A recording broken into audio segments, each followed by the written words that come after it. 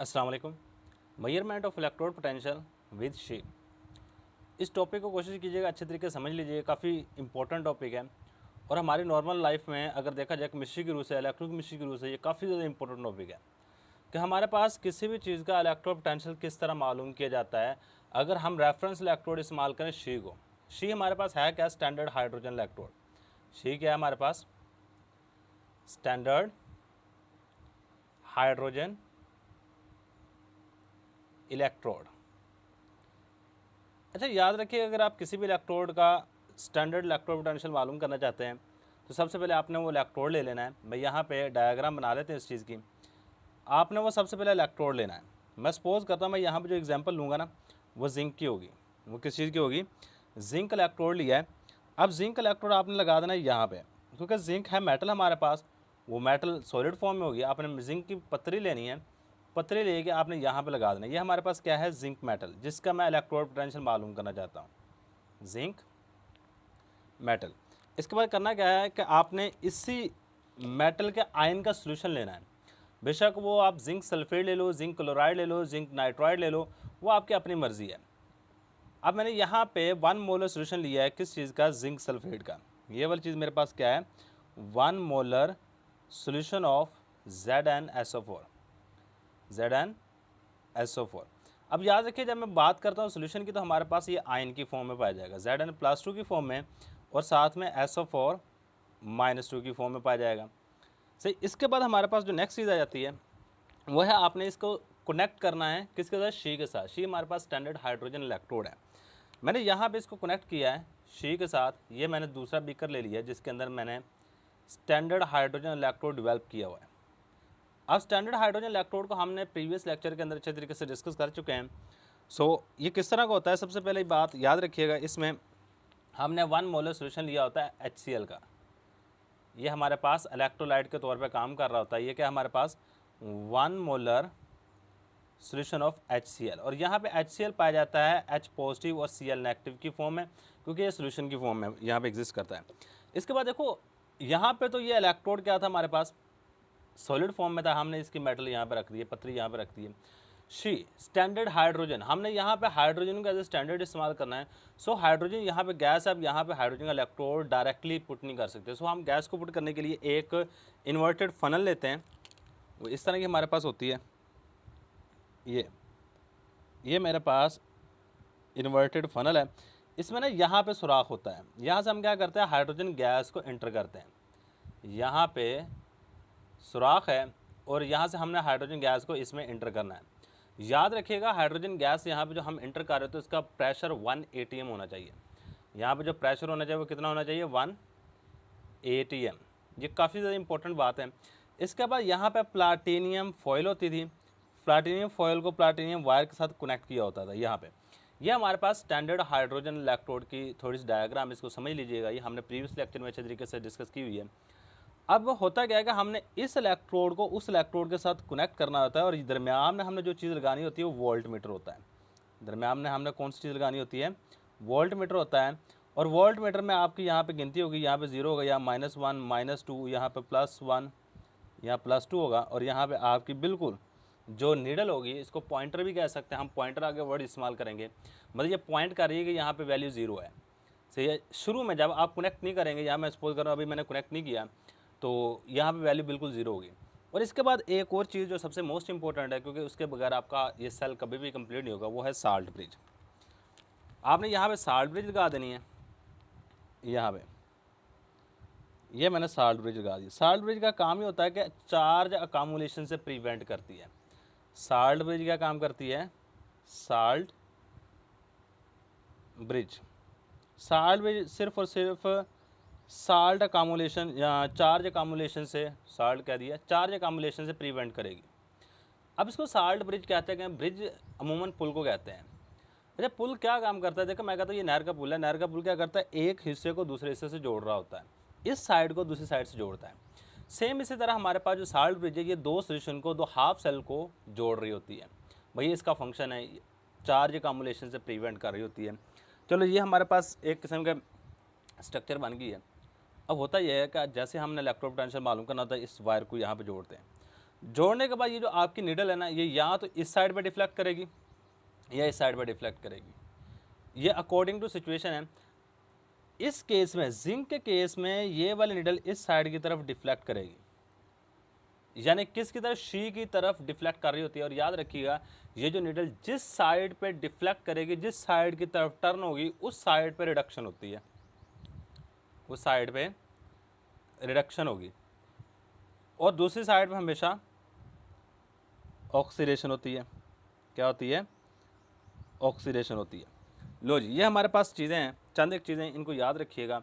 अब यहाँ पे आपके पास कौन कौन सी चीज़ें चाहिए अगर आप मेजरमेंट करना चाहते हैं इलेक्ट्रोड पोटेंशियल की with the help of she. Required material. अब यहाँ पे आपको कौन कौन सी चीज़ें रिक्वायर्ड होंगी वो चीज़ें लिख लेते हैं यहाँ पे। बड़ी इंपॉर्टेंट भी टॉपिक है और बड़ा सिंपल सा टॉपिक है। अब देखो हमारे पास कौन कौन सी चीज़ें यहाँ पे हमने जो आप मेटल जिसका इलेक्ट्रोड पोटेंशियल मालूम करना चाहते हैं वो मेटल लेनी है सबसे पहले। अ मेटल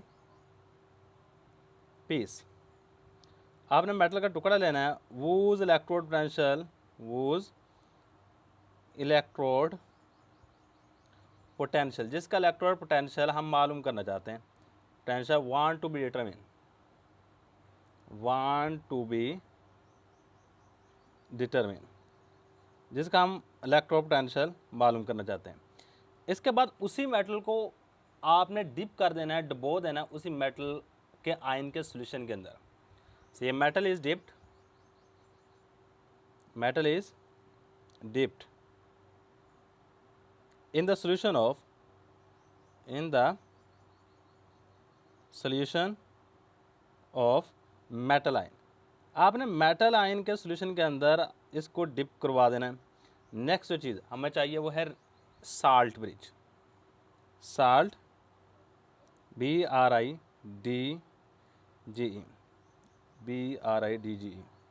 साल्ट ब्रिज चाहिए। इसके बाद जो नेक्स्ट चीज़ हमें चाहिए होती है वो होता है वोल्ट मीटर। वोल्ट मीटर के यूज़ करके हम ये मालूम कर लें कि कितना यहाँ पे पोटेंशियल डिफरेंस क्रिएट हो रहा है, और इसी से हम मालूम कर रहे थे वोल्ट मीटर। और सबसे इंपॉर्टेंट चीज़ जिसको हमने रेफरेंस के तौर पे इस्तेमाल करना वो है शी, स्टैंडर्ड हाइड्रोजन इलेक्ट्रोड भी चाहिए, स्टैंडर्ड हाइड्रोजन इलेक्ट्रोड। अब यहाँ पे ना कुछ चीज़ें बताऊँगा बच्चे, बहुत ज़्यादा इंपॉर्टेंट होंगी, इनको लाजमी याद रखिए। ये तो बिल्कुल सिंपल सी एक अरेंजमेंट है, ये हमने पीछे भी पढ़ा हुआ है जहाँ पे हमने वोल्टिक सेल को डिस्कस किया। ये वोल्टिक सेल ही है, इसमें क्या हमने जिंक लगाया, वहाँ पे हमने क्या कह दिया, एक साइड पर कॉपर लगा दिया था। हमने यहाँ पे जिंक लगाया, एक साइड पे हाइड्रोजन लगा दिया है। सेम प्रोसीजर वही है, यहाँ पे हमने वोल्ट मीटर लगा दिया। वोल्ट मीटर के थ्रू आप करंट पैदा, कितना अमाउंट में करंट पैदा हो रहा है यहाँ से मालूम कर लेते हो। अब इसके बाद हमारे पास नेक्स्ट जो चीज़ है वो है एक्सप्लेनेशन। एक्सप्लेनेशन मैं चंद एक चीज़ें बताऊंगा बच्चे, ये फार्मूले वगैरह आपने लाजमी याद रखें। देखो यहाँ पे कुछ ना कुछ करंट शो होगा। अब ये करंट को मालूम करने का भी फार्मूला हमारे पास मौजूद है। यहाँ पे जो भी करंट आपको वोल्टेज नज़र आ रहा होगा ना, सपोज ये 1.34 नज़र आया, 0.76 नज़र आया, कोई भी वोल्टेज जो नज़र आता है अकॉर्डिंग टू द मेटल। यहाँ पे अगर हम जिंक यूज़ करें, यहाँ पे 0.76 शो हो रहा था, यहाँ पे 0.76 वोल्ट शो हो रहा है। तो आपने चंद एक बातें याद रखनी, हम ई सेल यानी जो वोल्टेज है सेल की अगर निकालनी हो तो इसके लिए फार्मूला होता है ई ऑक्सीडेशन प्लस ई रिडक्शन। आपको दो चीज़ें चाहिए अगर आप पूरे सेल की वोल्टेज को मालूम करना चाहते हैं, ई of oxidation, E of reduction, ये दो चीज़ों को जमा करोगे आपके पास ई सेल आ जाएगा। ये सिंपल सा फार्मूला है। और एक और बहुत इंपॉर्टेंट चीज़ बच्चे वो ये है कि ई ऑक्सीडेशन बराबर होता है माइनस ई रिडक्शन के। मतलब अगर मैं यहाँ पे ऑक्सीडेशन को रिप्लेस करना चाहता हूँ रिडक्शन के साथ, सही है, या फिर इसको आप थोड़ा सा चेंज भी कर सकते हो, इसको आप इस तरह भी लिख सकते हो, ये दोनों ही तरीकाकार बिल्कुल सही हैं। यानी कि इस ई रिडक्शन माइनस ई ऑक्सीडेशन, इसमें भी कोई फ़र्क नहीं है, सॉरी प्लस ऑक्सीडेशन। ये ऊपर वाले और नीचे वाले में कोई, यानी कि प्लस प्लस, यानी 2 जमा 5 कर दो फिर भी 7 आएगा, 5 जमा 2 कर दो फिर भी आपके पास आंसर 7 ही आएगा, इसमें कोई फ़र्क नहीं है। सो मैं क्या कर सकता हूँ यहाँ पे ई ऑक्सीडेशन जब है माइनस ई रिडक्शन रख सकता हूँ। So E not of sale will be equal to E reduction, एक चीज़ की रिडक्शन माइनस ई रिडक्शन दूसरी चीज़ की। सही है। ये वाला फार्मूला एक याद रख लीजिएगा, एक फार्मूला ये वाला आपने याद रखना है और एक फार्मूला ये वाला याद रखना है, आपको काफ़ी ज़्यादा हेल्प करेगा, बहुत ज़्यादा हेल्प करता है आगे जाके। सही है, चंद एक चीज़ें आपने जहन में रखनी है, बहुत ज़्यादा इंपॉर्टेंट है। इसी से हम सेल की ई नॉट मालूम कर रहे होते हैं, इलेक्ट्रोड पोटेंशियल को मालूम कर रहे होते हैं। अब ना मैंने सेल लगाया, सेल लगाने के बाद मेरे पास यहाँ पे जो वोल्ट मीटर के ऊपर करंट शो हो रहा होता है ना, वो मुझे शो हुआ 0.76, क्योंकि मैंने जिंक यूज़ किया है। अब यहाँ पे जो जिंक, मैंने एक बात कही है, ये जो निडल जिस साइड में जाती है दूसरे वाले जिस साइड की तरफ मूव करेगी उस साइड की रिडक्शन होती है। रिडक्शन का मतलब होता है गेन ऑफ इलेक्ट्रॉन, यानी कि यहाँ पे जो जिंक है उसकी ऑक्सीडेशन हो रही है। जिंक की ऑक्सीडेशन का मतलब क्या है, जिंक यहाँ पे इलेक्ट्रॉन को लूज कर रहा है, Zn+2 की फॉर्म में चेंज हो जाएगा। यानी यहाँ पे इलेक्ट्रॉन का लूज हो रहा है, इसलिए हम इसको क्या नाम देते हैं, ऑक्सीडेशन का। यहाँ से इलेक्ट्रॉन बन रहे हैं, बनने के बाद यहाँ से इलेक्ट्रॉन मूव होना शुरू हो जाते हैं, सही, इस साइड की तरफ। और जैसे इलेक्ट्रॉन की मूवमेंट होती है कुछ ना कुछ करंट पैदा होगा। उस करंट को मेजर करने के लिए हमने यहाँ पे वोल्ट मीटर लगा रखा है, क्योंकि यहाँ पे इलेक्ट्रॉन पैदा हो रहे हैं और इस चीज़ को हम एनोड का नाम देंगे। ये वाली चीज़ हमारे पास एक्ट कर रही है एज अ एनोड। किस तौर पे एक्ट कर रही है, जिंक वाला हाफ सेल हमारे पास एक्ट एज अ एनोड, ये एनोड के तौर पे एक्ट कर रहा है और यहाँ से इलेक्ट्रॉन पैदा हो रहे हैं, जिसकी वजह से यहाँ पे नेगेटिव चार्ज है, क्योंकि यहाँ पे चार्ज अकामुलेशन, यहाँ पे इलेक्ट्रॉन पैदा हो रहे हैं। जहाँ पे इलेक्ट्रॉन पैदा होंगे उसके लिए हम नेगेटिव चार्ज यूज़ कर रहे होते हैं और इस साइड की तरफ इलेक्ट्रॉन मूव करते हैं। मूव करने के बाद यहाँ पे रिडक्शन होती है। रिडक्शन किस तरह होती है कि दो हाइड्रोजन आयन, यही वाले दो इलेक्ट्रॉन को यहाँ से मूव करके यहाँ पे जाते हैं, तो यही वाले दो इलेक्ट्रॉन गेन करते हैं, गेन करने के बाद हाइड्रोजन गैस में चेंज हो जाते हैं। ये हमारे पास दो रिएक्शन है। अब इन दोनों रिएक्शन को मैं यहाँ पे कुछ राइट करने लगा हूँ, ज़रा गौर कीजिएगा। अब मुझे पता लगा कि यहाँ पे जो मेरे पास सेल की वैल्यू आ रही है, ई नॉट ऑफ सेल, वो है 0.74। चलो मैं पहले फार्मूला लिख लेता हूँ। जो फार्मूला मैंने यूज़ करना है, ये ऊपर वाला, ये वाला फार्मूला मैंने यूज़ करना है। ये मेरे पास होता है E cell is equal to E reduction plus E oxidation. अब देख लो हमारे पास ऑक्सीडेशन हो रही है जिंक की, यहाँ पे देख लो मैंने बात की हुई है, ऑक्सीडेशन हमारे पास जिंक की हो रही है और रिडक्शन हमारे पास हाइड्रोजन की हो रही है, H पॉजिटिव आयन की हो रही है। बस ये बात आपने सिंपल से याद रखनी है। और ई नॉट ऑफ सेल मैंने यहाँ से मालूम कर लिया। ई नॉट ऑफ सेल मेरे पास जो यहाँ पे आया है वो है 0.76 वोल्ट।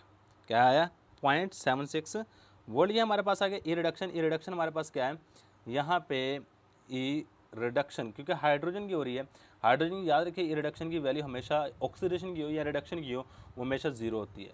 जो हमने सपोज की हुई है आर्बिट्रेरी वैल्यू है, हमेशा ज़ीरो होगी।